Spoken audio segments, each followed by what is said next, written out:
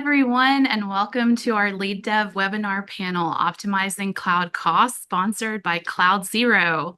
My name is Adrienne Lowe, and I am delighted to welcome you to this panel with industry experts who are ready to share their practical guidance on this topic to help you elevate your teams. This webinar will last roughly 45 minutes, after which both myself and the panelists will hop over to the Lead Dev Slack and answer your questions in the leadership channel. We may also have some time to answer a few questions as part of this live session, so do submit those through the Q&A feature on Zoom, and we will get to those if we can at the end. And if not, let's continue the conversation on Slack in that leadership channel. So let's get started with some introductions. As I said, I'm Adrienne. I am a leadership consultant and author. I've been working with Lead Dev for nearly a decade at this point, and my partners in the tech education space include O'Reilly Media and Pluralsight. I primarily speak on leadership development, performance management, and DevOps topics.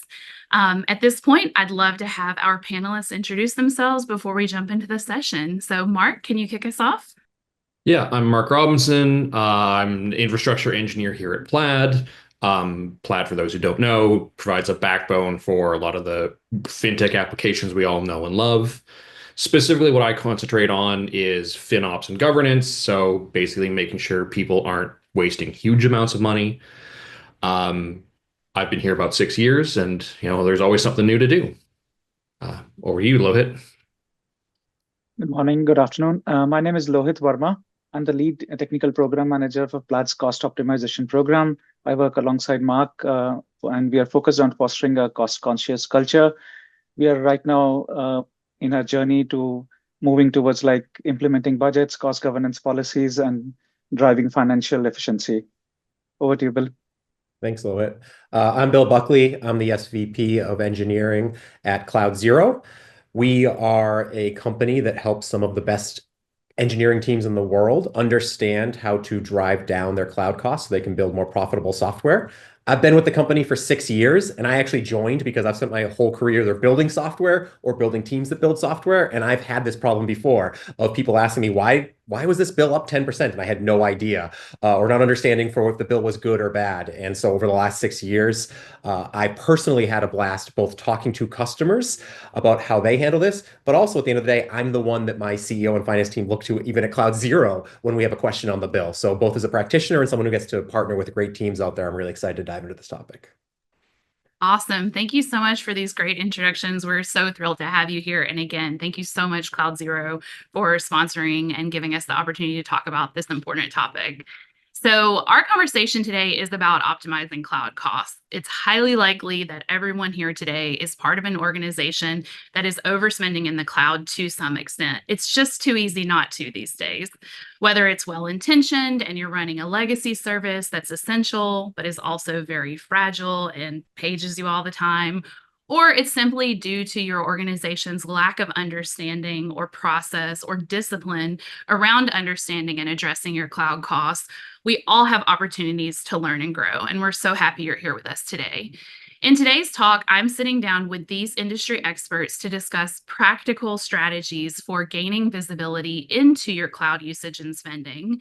We're going to discuss how to define ownership of cloud costs and also how to gain transparency and alignment on cloud spend so that leaders feel more aware and empowered, not to mention to avoid any nasty surprises on your cloud bill. So as with our other Lead Dev events, we want to make sure we focus on and leave you with very specific tactics and practical tips towards embedding cloud cost awareness into your organization's culture. So we've got a full agenda for you today, so let's jump right in. To start our session, we want to get started with something practical right off the bat. You're here because you know this is something that you and your team needs to work on, but how do you even get started? Maybe like home budgeting, you know you need to do it, but it just feels so overwhelming. You're not really sure where to start. So we want to speak today to both that engineering leader manager and engineer persona and offer some practical tips for both. So I'm going to ask Mark to kick off the conversation. Mark, welcome. Your thoughts on how to get started. like the biggest challenge getting started is that engineers just don't have an intuitive sense for what things cost. Like we've all seen the AWS pricing page and it's just inscrutable. So if you say, oh, this is costing us $500 a month, well, is that good or bad? Like no one really knows. So what I find is you want to start with getting like a few really keen engineers invested. Like the long tail of the engineers kind of don't care yet, but you want to start with a few people who are like, oh, this sounds really interesting. So I've had good luck with creating like a little hackathon, and you get a handful of engineers in, and you really want to posit it as like a fun sort of thing to do, like Project 1 Million or buy Mark a Porsche. So you want to focus on like that, and then and then the goal is get engineers familiar with any cost tools you've got, like Cost Explorer or whatever GCP does, all the rest. And just something of like, I didn't know we were spending $1 million on S3. Why? And you get a few people really interested, and then you end up with this like long list of, oh, if we did this, it'll save this, and this if we save this, and this if we save this. And over a few days, you will easily pass any sort of reasonable goal you set. Like there's just so much stuff to find, especially if your company is more than a few years old, especially if it's been growing a lot, you will find just lots of things that, oh, we could fix this and this and this. So you get them invested, and then you have this report that you can basically say, hey, if we start doing this, this will pay to hire a team to do it. Like we could hire engineers as a profit making resource inside the company. And after that, you start saying like, oh, well, here's how we can save money. Here's how we can do a little better. So that's worked really well and gotten a lot of people like interested. And then after that, you start bringing in like the rest of the organization when you say that there's benefits here that we can mine right now. That's fantastic. Bill, do you have anything to add?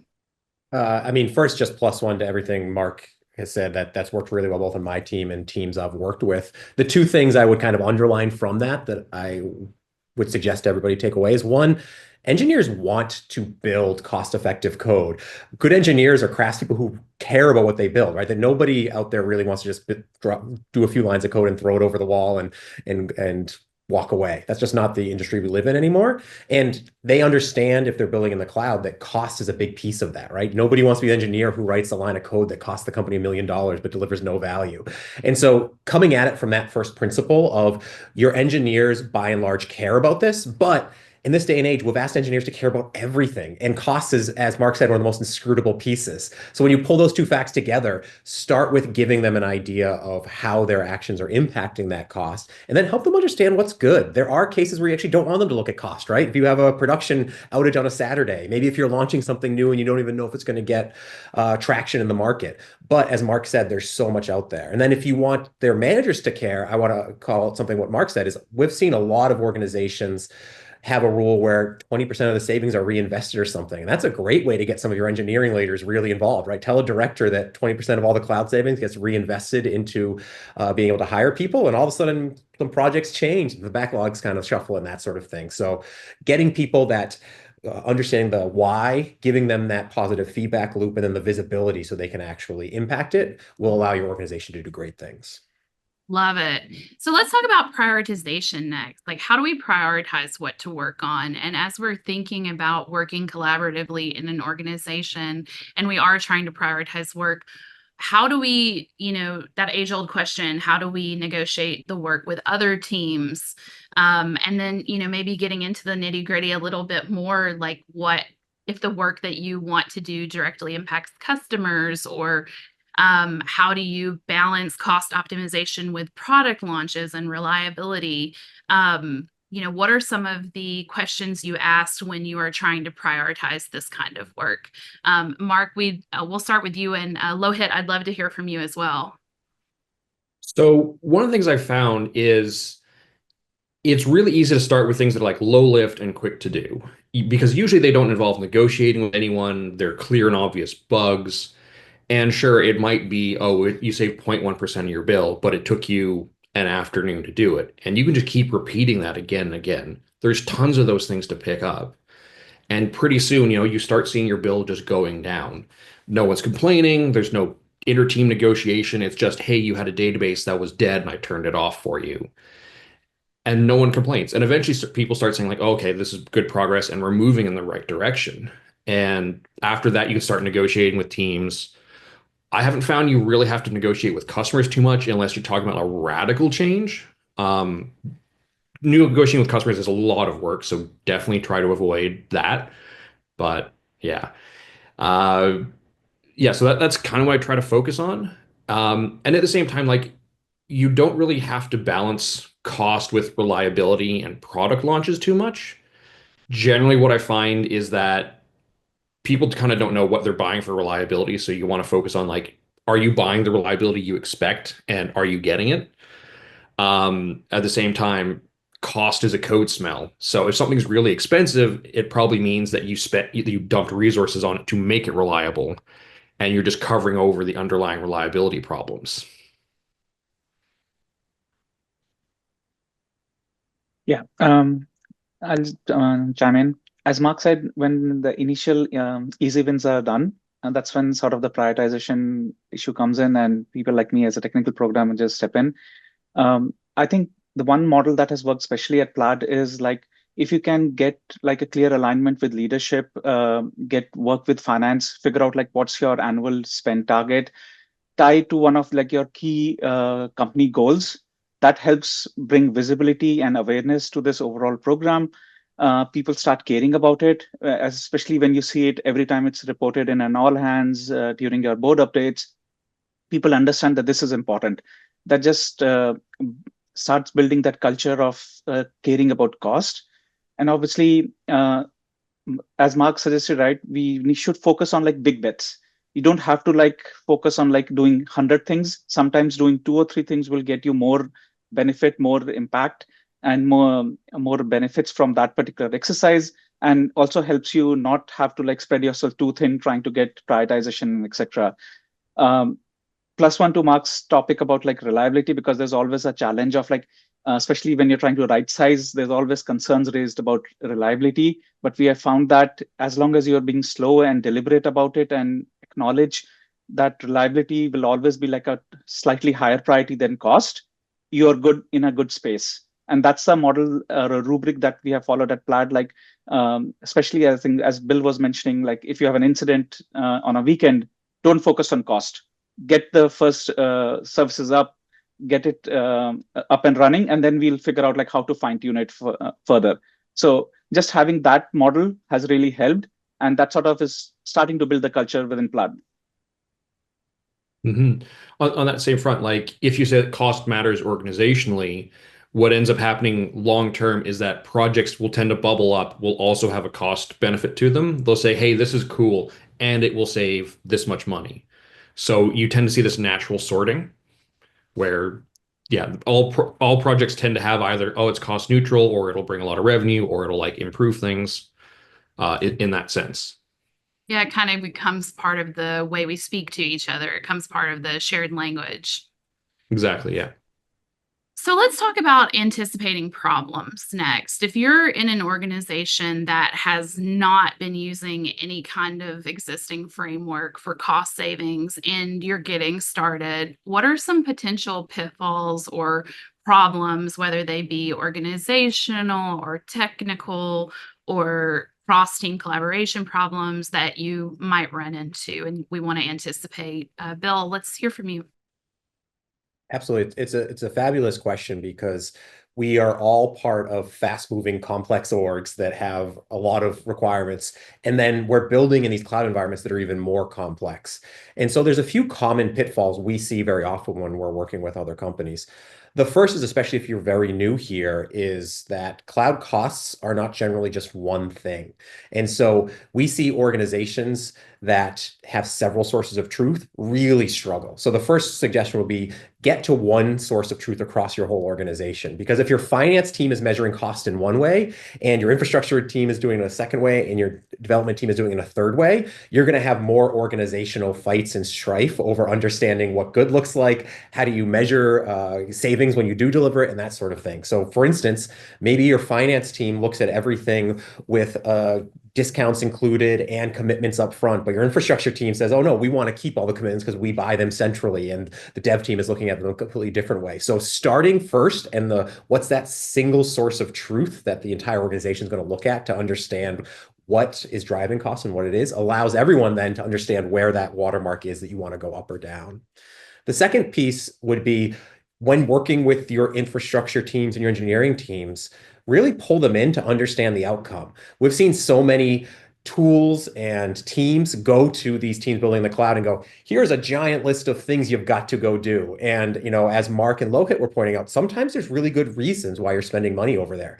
We've seen so many times them go to teams and say, hey, you have a database over there that's underutilized. You just go turn that off, or the infrastructure team has to go turn it off. And next thing you know, that's your disaster recovery. And that could be really bad for lots of reasons. And so instead of bringing a long list of work to these teams, come to them and give them the context and talk about what you want to accomplish.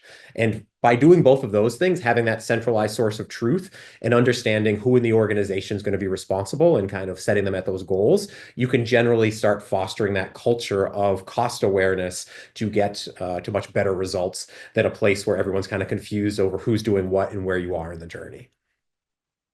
Bill, I just want to clarify your guidance today because I love it and I want to make sure that I'm understanding. So it sounds like you're saying when you have an idea of how, are you speaking to the leaders in the room here? And you're saying if you have an idea of how to conserve costs or cut costs, be sure to collaborate with your engineers on the ground because they are the ones using it and running it every day.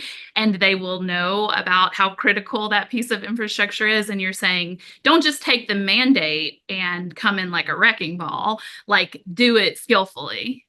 Yes, but I would also add to that, it applies to everybody. If you're an infrastructure individual contributor, be careful when you're going to a developer because there might be good architectural reasons they did something you don't understand. If you're a developer, be careful about when you're going back to the infrastructure teams or the finance teams and understand a little bit of where they're coming from. Maybe they just bought a big number of commitments and that's why they have a certain use or mix of resources they're asking you to use. By making sure everybody's understanding kind of who owns what and the end goal, you can understand as a group what are the constraints each group has and how can you find a better path forward for the entire company, because these things are really complex and there's rarely an easy answer except for maybe that first 5% of savings.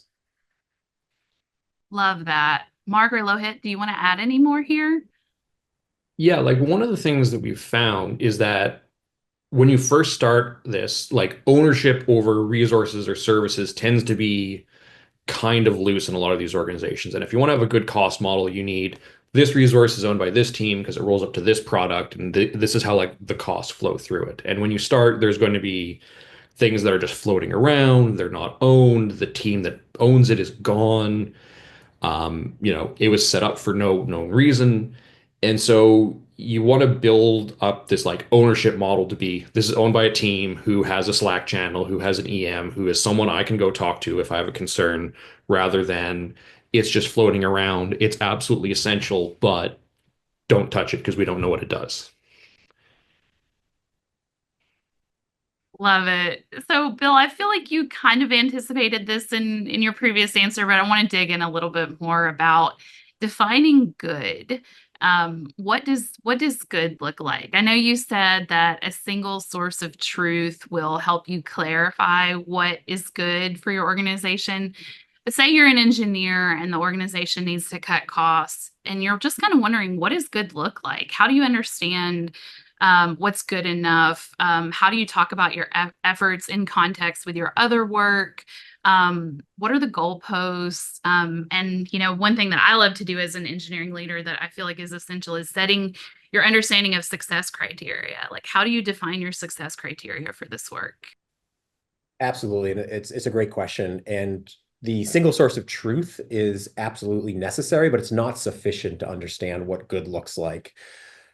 One of the difficulties of what good looks like is it's going to depend a lot on the maturity of your company when it comes to cloud costs and just what stage your company and product are in. So if you are a smaller startup, but you're growing your user base, 4x every year, what good looks like might be kind of what Mark talked about there, is just make sure everyone understands what pieces of infrastructure are doing what and who owns them. So if something's on fire, either way, because it's not working on a Saturday or all of a sudden it has a cost spike, you know who to go to talk to. That often can be definition of good.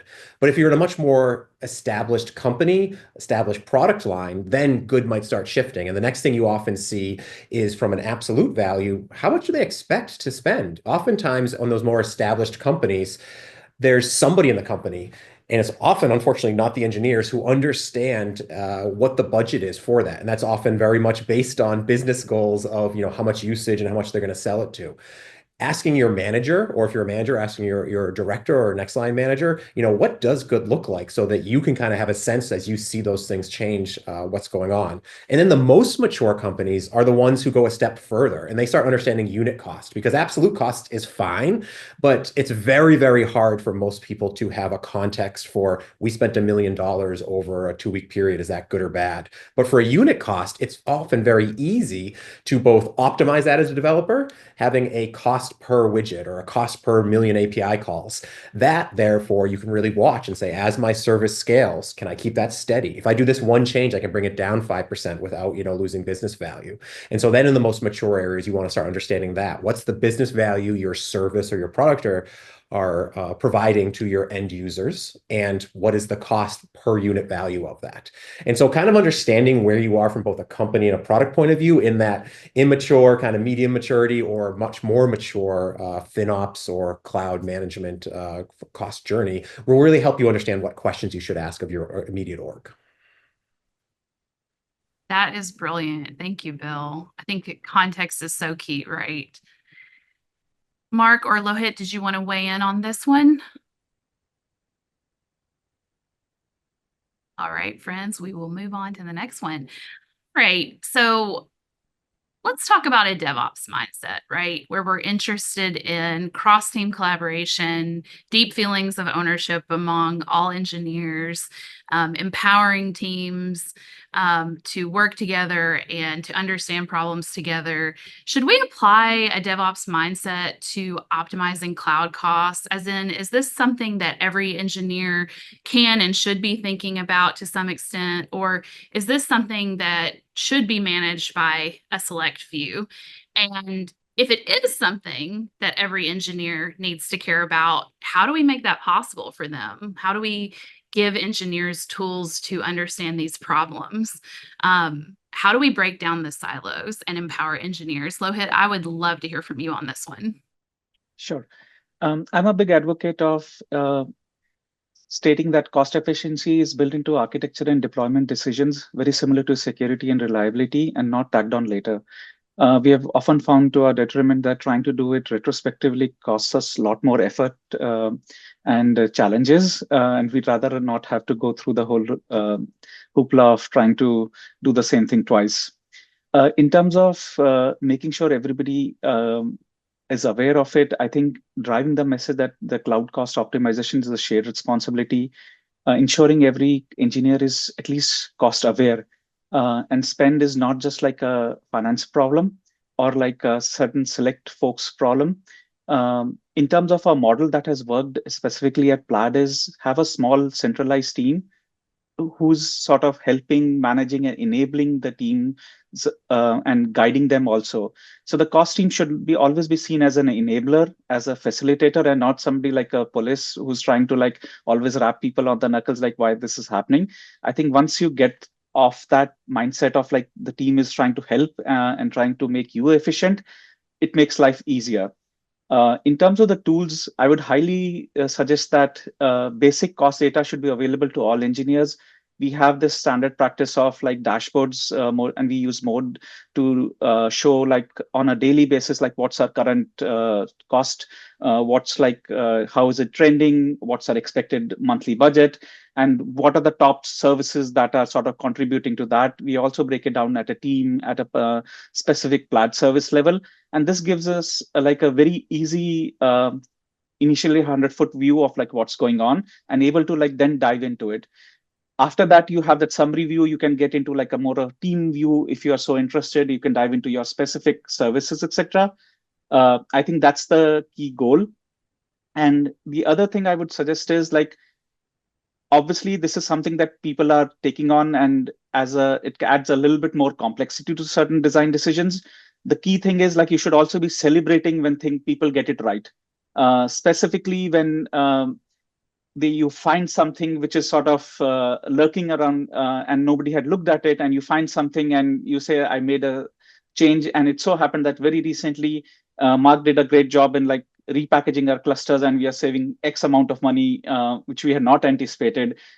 Day before yesterday, engineer came in that said that an analytical log, we have just sort of downsized it by 90%, and we are saving like 30K a month. Those incidents are happy incidents, but that will only happen when people start caring about it. And once people do that, I think it's very important for us to like really celebrate that, acknowledge that, and bring that feeling of like this is something that we all should be caring about. So I think just having that whole mindset really helps.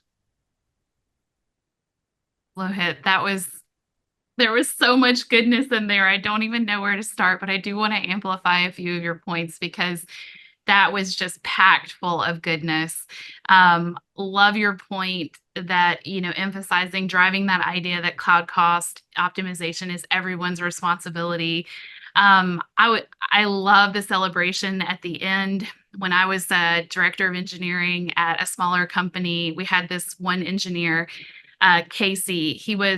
He took personal initiative to go find those cloud cost optimizations and saved our tiny company so much money that we were able to reinvest and that we really needed. And definitely when we celebrated that at our, routine company meeting where we, talked about those things, it made him feel great. It made us feel great. And it was part of enhancing that language of talking about this matters and this is something that we want to do. So thank you so much for your call out to celebration and how important it is. I don't want to leave on too much of a negative note, but because we do want to be sure we're giving that practical guidance, I made a note when you said that at Plaid, you have a small centralized team that helps other engineering teams and the company at large understand the costs and be there as consultants for cost optimization questions, and that they should be seen as an enabler and a helper, not as police.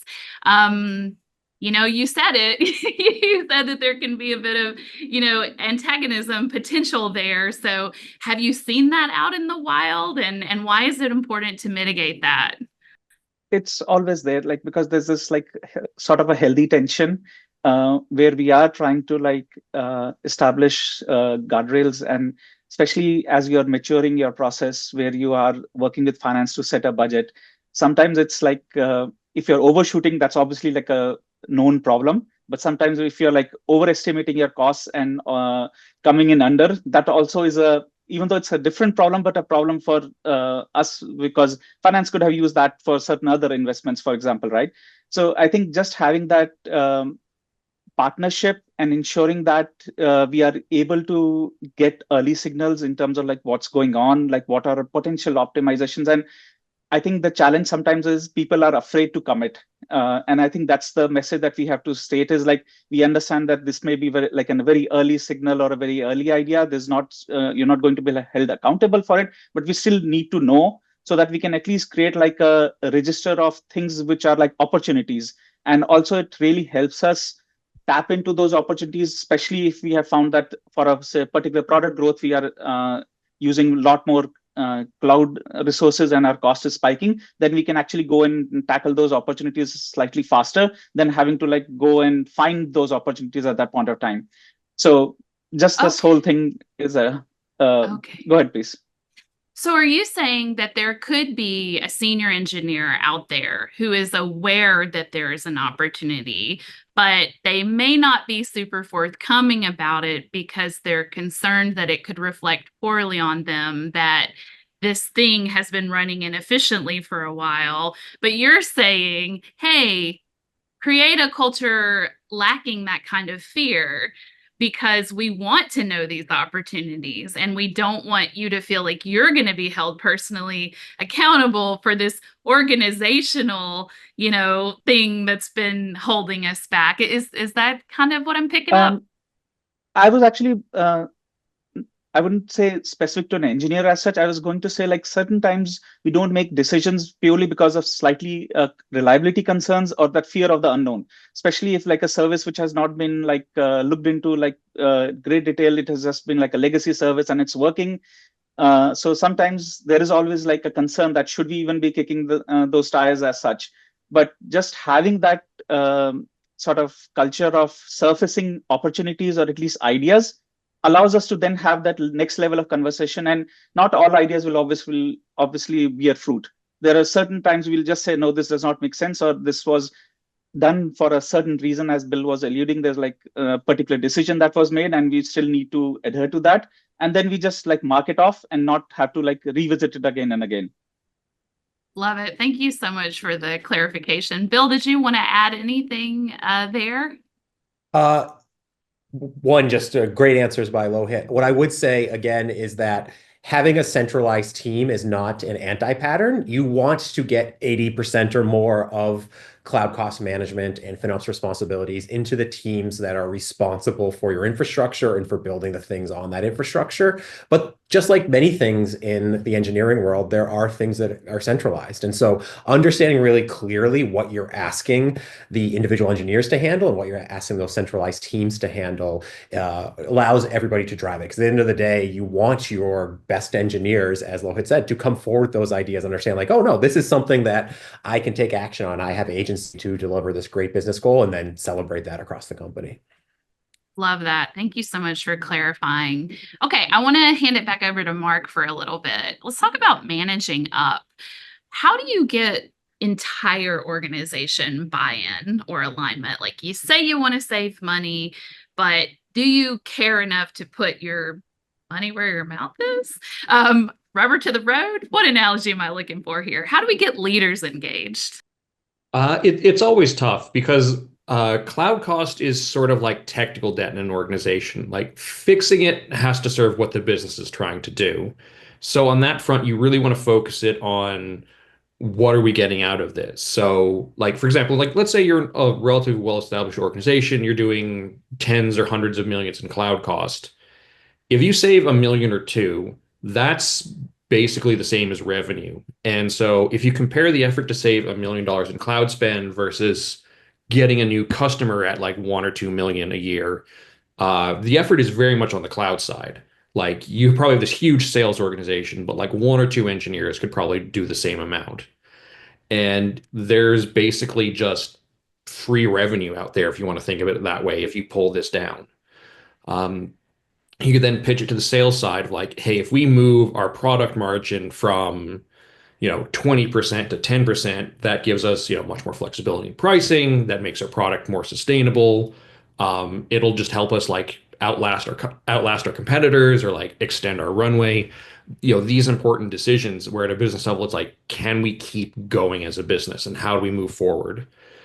And you can also then sort of pivot this to say like, hey, we have a product that has, it's just not making any money because our FinOps tooling says so. Do we want to, like, how do we want to deal with this? Do we want to try to expand it, or do we want to like shut it down and say it's not worth, our engineering resources? And once management is can kind of see, okay, we're getting value out of like putting effort into this, then you want to turn it around and like reflect that back to the organization. Like what you need to do is say, as part of your like management evaluation of other teams, is like, are you managing your costs correctly? Are you staying within your budget? Are you like working with these teams? So for example, if you're an engineer, but you can't get promoted for saving money, no one's going to do it. Like you might have 1 or 2 weirdos who do it for fun, but everyone else is going to say like, listen, I get promoted for delivering features, not this. This isn't my problem. So you really want to say like, we value it as an organization, so we will reward people for doing it. And we'll reward teams for like hitting their targets. I'd also like to just add +1 to what Mark said. Adding that making cost as like a part of your almost software process is essential. Like especially if you're launching a feature, if you're doing like an operational readiness review, are you considering cost as part of that exercise? Once a feature is launched, or even as part of your normal readiness review, or even like operational reviews that you may be periodically having across the teams, whether it's like bi-weekly or monthly, is your cost being looked at?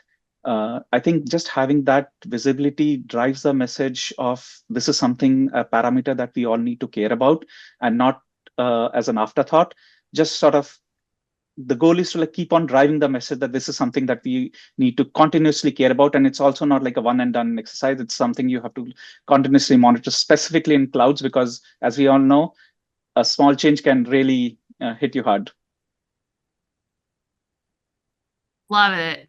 Mark, I hope you don't feel like I'm putting you on the spot here, but I would love, if possible, you could talk about a specific time you advocated for cloud cost optimizations or some work in that domain to leadership. How did it go? What do you think went well?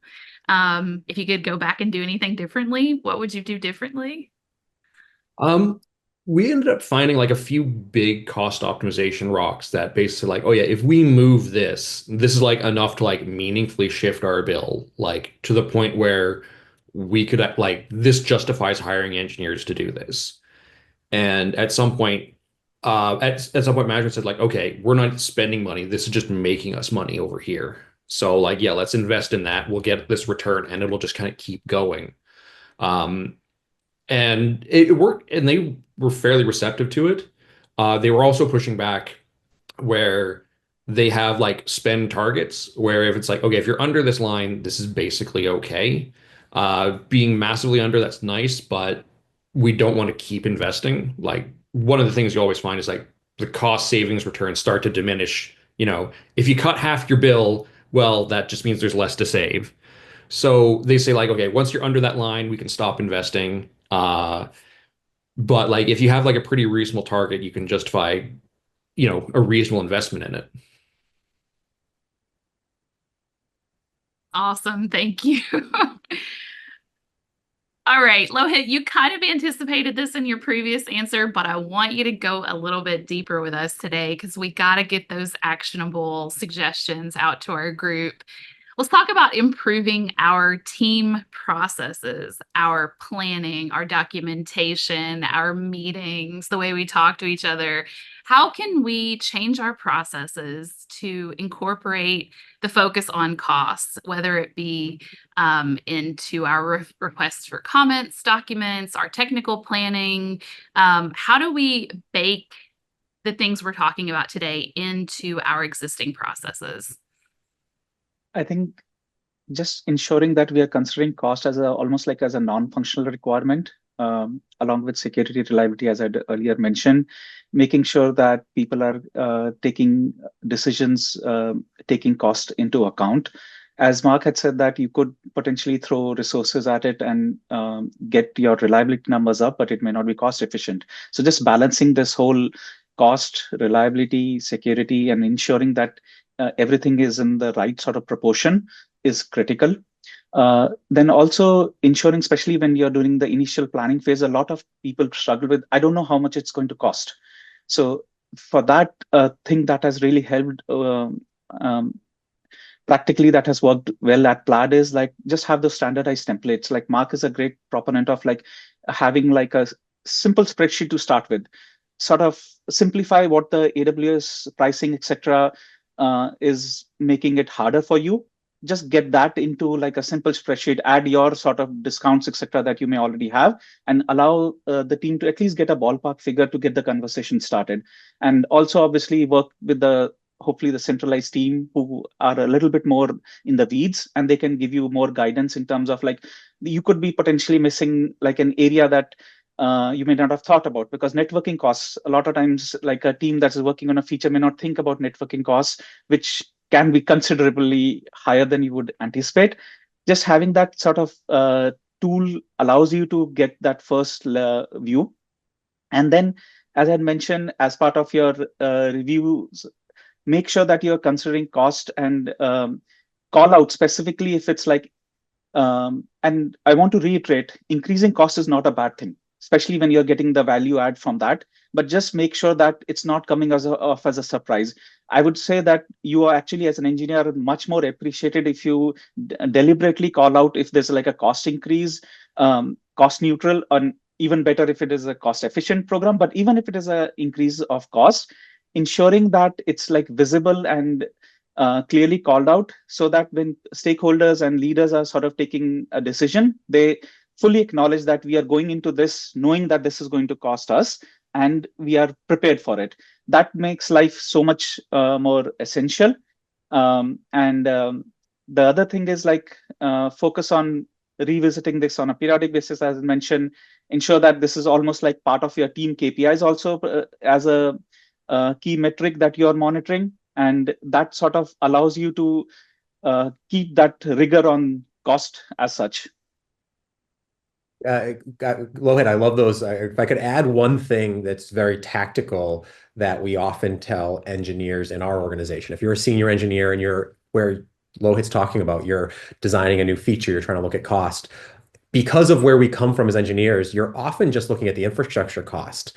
And my suggestion would be go talk to your product person. Ask them how they're going to package and price this, because cost to the company is really a function of two things, right? It's what you spend in the cloud, but also how much money you get. And so understanding how they're going to package and price this, and then also informing the people who are going to make that decision as to what your cost drivers are, can vastly change things. You might be, so many times I've seen an engineer be like, oh my God, this thing's going to cost $45 instead of $40 a month. And they find out that, the company's charging $1 million for it every time. So like, don't spend worrying too much time worrying on that $5. And on the other side, maybe the person who's doing the packaging and pricing, or more on the product side, doesn't understand what you understand, which is that users aren't the driver of this. It's actually gigabytes ingested. And if they knew that, they would approach this and align the value for your end users in a much different way. And so don't be afraid to go ask those questions. You don't have to know all those answers, but you do have that great view of what that bottom up cost is. Go ask how they're looking at that top down and help give them the information to find different ways to solve it. So before we wrap up, I just want to ask the group, can you think about a specific team process, whether it was a way you planned as a team or a way you met, or, just something about the way you work that you have specifically improved? Like we used to plan in this way, now we do it this way to embed cloud cost consciousness into our workflow. I can go first. One thing that has worked is like ensuring that people are, specifically when the decision has been made, logging that as like a ticket. We usually have like a cost impact ticket specifically created for that, so that we can filter out the ones specific to the cost optimization threads. That also helps us have a clear line of sight in terms of like if there's an expected increase in cost or like an efficiency, and helps us in our forecast considerably. So that becomes a practice, and it also becomes a little bit of a forcing function where you are sort of reviewing that request or like a cost and ensuring it's not sort of in the background and nobody hears about it. That's fantastic. Thank you so much. All right. Well, to our final question for the session. It doesn't look like we are going to have time for live questions today, so please join us in the leadership channel on the Lead Dev Slack. Bill, I'd love to ask you, is optimizing cloud costs just something for big organizations, or can small teams benefit from this work? It's a great question. I've heard it so many times. Obviously, at Cloud Zero, we believe in this mission deeply. Over the last 6 years, I've personally seen organizations that spend just like tens of thousands of dollars a month get value from working in these areas. Obviously, yes, oftentimes in that context, it's working with our product, but just getting the ownership and understanding those easy to do things will set you up for success in the future. Just like if you think about architecture and testing and many of the other operational excellence things early in the day, it doesn't mean you have to do it all, but doing some of those and baking in some of those allows your technology and your organization to set the stage for it. But if you're a giant organization who hasn't done it much either, that just means there's more low-hanging fruit as well. Like, you shouldn't be scared if you are much larger than that and your cloud bill is in the millions, tens of millions, or hundreds of millions, because that just means you're going to find tons of wins in those early days. And even though you might have some organizational inertia, there's still so many amazing things in there you're going to find that's going to improve how you approach things, your company's bottom line, and save the company money at the end of the day that you can reinvest in your people. Thank you so much. Well, everyone, I hope that you have enjoyed our panel on optimizing cloud costs, sponsored by Cloud Zero. And I hope you're ready to go out and save some money. So join us in the Lead Dev Slack in our leadership channel to continue the conversation. If you have any questions, our panelists will be there and we'll be checking asynchronously. And let's keep the conversation going there. Thanks so much.